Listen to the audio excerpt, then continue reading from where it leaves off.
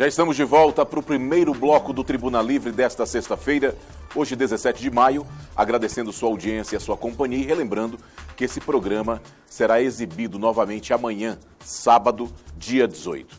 Conforme eu anunciei antes do intervalo comercial, estamos recebendo aqui nos estúdios do Tribuna Livre Jamil Asfuri, presidente regional do PSC, e também Fernando Melo, presidente regional do PROS. Jamil, mais uma vez, boa noite. Você, como presidente de um partido pequeno, depois da reforma política que aconteceu, como é que esses partidos vão sobreviver no Brasil? Olha, mais uma vez, boa noite. O PSC, ele saiu fortalecido nessas eleições. Nós fizemos 8 deputados federais e fizemos também um senador da República. Quanto à questão da cláusula de barreira, nós cumprimos sem problema. Mas a novidade do PSC nessas eleições foi que nós conseguimos eleger 2 governadores, que eu julgo de 2 estados muito importantes do Brasil, que é o Wilson Witzel, do Rio de Janeiro, né, que tem aí apresentado um grande trabalho, e também o Wilson Lima, que é aqui do nosso vizinho, né, que é do Amazonas. E agora nós estamos trabalhando mais essa plataforma de gestão, visto que a maior parte dos ilustres que nós tínhamos no PSC eram parlamentares, e agora nós estamos tendo aí a oportunidade de fazer gestão também e apresentar, tanto para o Brasil, quanto para os estados que eles estão ali protagonizando. Estenda a pergunta para o outro. Pergunta oportuna. Pode responder. Você agora com o PROS, né? O PROS também atingiu a cláusula de barreira, né? Tinha-se uma previsão antes da eleição que 15 partidos não atingiriam, Iriam né? desaparecer. E 14, né? Quase que bateu o prognóstico. E o PROS conseguiu, né? Elegeu 9 deputados federais, não elegeu nenhum governador, mas ele era de uma chapa, era o vice, né? Estava na coligação do candidato Fernando Haddad. Elegeu algum senador? Não, elegeu um senador, né? Elegeu um senador. Então, olha só, o PROS teve essa dificuldade, né? Apesar de ter uma expectativa que ia ter 5 milhões de votos, mas quebrou muito, né? Dessa avalanche que aconteceu na política brasileira, né? Com o bolsonarismo que aconteceu. Então, isso a gente fez com que a nossa expectativa não fosse realizada. Mas nós estamos, assim, qualificados como um partido de centro, um partido que está analisando a questão tanto federal como aqui, né? E estamos lutando no parlamento para ver se a gente pode contribuir com a nossa democracia. E aqui no estado, como é que o PROS saiu? O PROS elegeu um deputado estadual, né? Elegeu um deputado estadual, agora estamos nos preparando para fazer uma boa campanha para eleger vereadores e prefeitos. O PSC não tem deputado, né, na Assembleia Legislativa? Nós fizemos aí, nós tivemos a pastora Sandra, que ficou como primeira suplente dentro da coligação de um governo alternativo, e eu fiquei em segundo lugar, mas infelizmente, para deputado federal, mas infelizmente o Bocalão não foi eleito deputado por conta da legenda, e eu não fiquei então na primeira suplência. Então nós ficaríamos aí com 2 suplências, vamos pensar assim. Então nós vamos verificar para a eleição do ano que vem, a eleição municipal, para prefeito e vereadores, uma nova realidade. Qual a nova realidade? A proibição de coligação proporcional entre os partidos. Isso não obriga quase que o candidato a lançar o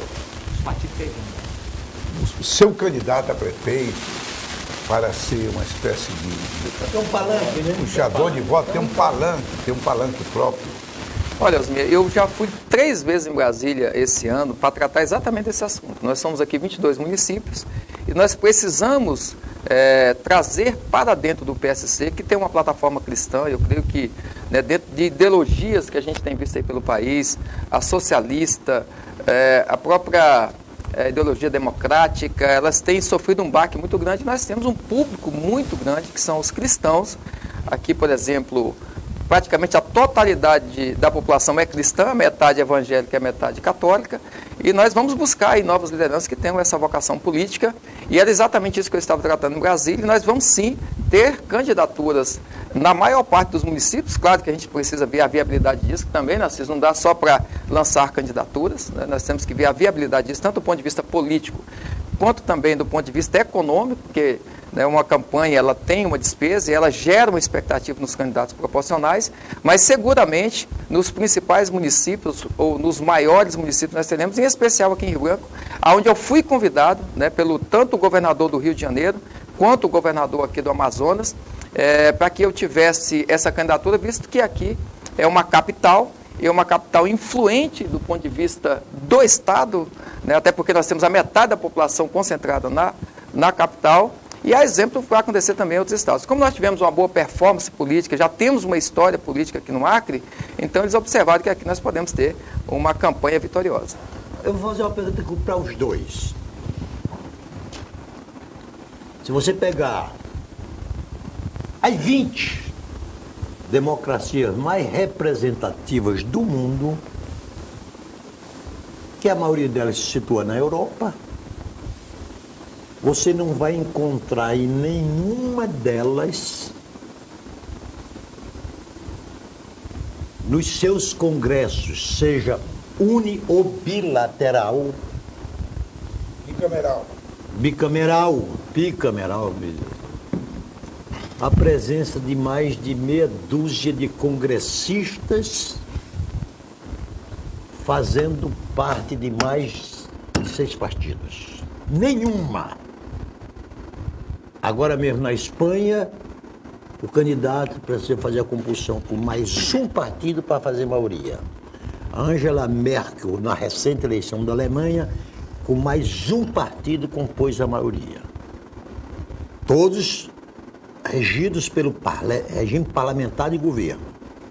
E nós temos um único caso entre todos os partidos presidencialistas, que é o dos Estados Unidos, que há 240 anos se mantém no seu Congresso Nacional com parlamentares de 2 partidos políticos.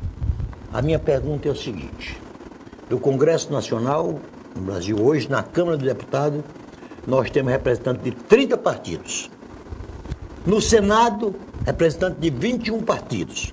Aqui no Acre, os 24 deputados estaduais provêm de 17 partidos políticos.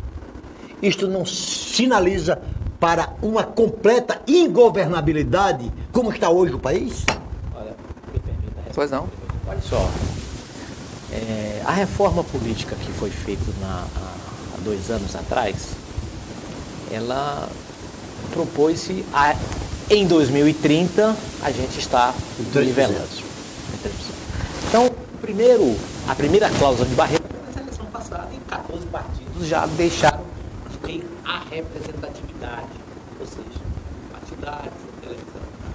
E eu achei o negócio bacana, a proposta que foi aprovada, mas ao ouvir falar que já estão querendo mexer nisso. Não mexer se mexer até outubro, já vai vingar para a próxima eleição, que é justamente acabar com a possibilidade das coligações. Enfim, eu, quando fui deputado e já naquela época trabalhava-se com a reforma política, eu dizia, eu só quero uma coisa, para acabar com essas coligações. Acabar com as coligações. Então vamos esperar que até outubro, né, não se mexa na legislação, para que na próxima eleição não tenha coligação de partidos. Olha, eu acredito que essa mini reforma que houve no passado, ela vai precisar de uma reforma de verdade. Infelizmente, o nosso país ainda vive assim. Ele vai tomando decisões imediatistas. Por exemplo, se você analisa que boa parte dos partidos, eles foram, eles não passaram pela cláusula de barreira e agora eles não têm repasse nacional do fundo partidário, mas muitos deles já não tinham. Então eles conseguiram conviver. Eu acho que a forma mais perversa que houve de restringir agora nessas eleições foi não tendo a coligação proporcional. Que aí sim, né, como que um partido que não tem fundo partidário, que não tem tempo de TV, como é que ele vai conseguir formar uma chapa proporcional para vereadores? Mas aí vai ser um teste, como o Fernando falou. Eu estive no Congresso há poucos dias e já tem uma grande movimentação, que se não conseguir mudar agora, Narciso, para vereadores que já têm uma pressão nacional, seguramente irão mudar para 2022 nas campanhas que vão ser para deputado federal, porque a maior parte dos partidos hoje que tem representação na Câmara Federal, como você disse, é um número muito representativo, eles não teriam condições de fazer chapa para uma reeleição. Aqui nós podemos citar tranquilamente pelo menos uns 4 deputados federais que foram eleitos, bem votados, que não teriam condições de serem reeleitos. Então, eu acredito que é necessária sim a redução da quantidade de partidos. Eu creio que foi um erro desde o passado, mas a forma que eles aplicaram, simplesmente com com a isenção, ou com a retirada dos valores, ainda foi pouco. O ideal seria que esses partidos estivessem absolutamente inviabilizados, porque aí é natural que esses integrantes dos partidos migrassem para outros partidos, e aí sim nós teríamos a redução de partidos. Mas aí é uma tendência natural de quem não tem exposição na televisão e não tem recurso financeiro, é uma tendência natural ir para os partidos que têm essas condições, né? Eu, sinceramente, não acredito que haja esse retrocesso. Não acredito que haja esse retrocesso de acabar com a cláusula de barreira. Eu acho que não só vai prosseguir com a cláusula de barreira, mas também criar outros mecanismos, porque não adianta o que está aí, como colocou o Narciso, não funciona. Um presidente da República é uma loucura tratar com 30 líderes partidários para atender as demandas, o governador do Estado. E não são nem demandas imorais, pode ser as mais justas possíveis. Não é possível atender. Osmir, tem um detalhe que eu queria chamar a atenção, Fernando, que é que registre-se, apesar de demonizado, desmoralizado, este Congresso Nacional instituiu uma cláusula de barreira que, se tivesse sido aplicada no seu tempo, isso há uns 10 a 12 anos atrás, instituindo uma cláusula de barreira de 5%, que é a cláusula exigida na maioria dos países do mundo. E dos países da OCDE é obrigada essa cláusula mínima a ser de 3%. E sabe o que foi que aconteceu? O Supremo Tribunal Federal... Foi ali onde começou a judicialização da política. O Supremo Tribunal Federal considerou essa cláusula inconstitucional. Aí foi o que desagou a política brasileira nesta molecagem. Porque nós não temos um sistema político, não, nós temos uma molecagem partidária. Não, o motivo que o Supremo julgou essa causa foi até uma aberração, que eles achavam que teria que ser por lei complementar, que alteraria a Constituição, e foi por lei ordinária. Quer dizer, um detalhe apenas, que hoje, eu já ouvi em várias entrevistas, os ministros do Supremo estão arrependidos. Exatamente, estão arrependidos. Estão arrependidos. Todos que fizeram essa barbaridade se arrependeram. Agora, Narciso, na mesma linha, eu queria lhe perguntar assim, como é que se explica, por exemplo, uma eleição com cláusula de barreira, melhoramento político, você tem um fenômeno do PSL que tinha 1 ou 2 deputados federais passar para ser o partido com a segunda maior bancada dele. Então isso mostra a fragilidade da nossa democracia. A onda, não é? Que foi uma onda.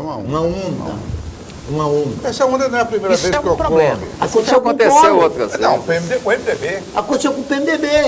Nas eleições de 1986. O PMDB naquela eleição elegia... Já era um partido forte. Não, mas... Mas o PMDB naquela eleição elegia poste. Naquela eleição... Mas naquela época não tinha o WhatsApp, aqui no Acre, não tinha rede social. Aqui no Acre, o PMDB elegeu um poste chamado Osmir Lima para deputado federal. Não, ali é compreensível o seguinte, é uma compreensão histórica. Primeiro porque o PMDB, toda a esquerda do país se abrigou no PMDB. E o PMDB começou, é por isso que é justificável, é diferente da eleição de hoje. Não, nada disso. Não tem nenhum plano. O PMDB conseguiu ouvir as vozes das ruas.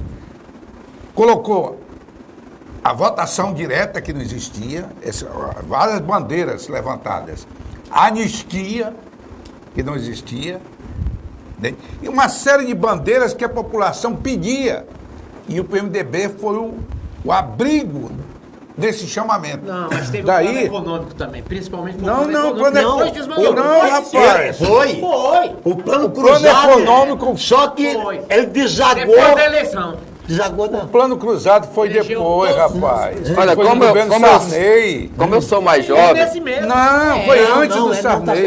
Tá certo, não. Foi antes do Sarney, está confundindo. Como eu sou mais jovem, vocês estão falando de um negócio que eu não era nem nascido ainda, Eu julgo que agora, além de tudo que aconteceu com o PT, né, com esse movimento nacional de retirada do PT de todos os cargos no país, e mais alguma coisa de resquícios contra PSDB, contra PMDB, juntado tudo isso, Fernando, com as redes sociais, é que deu esse fenômeno aí.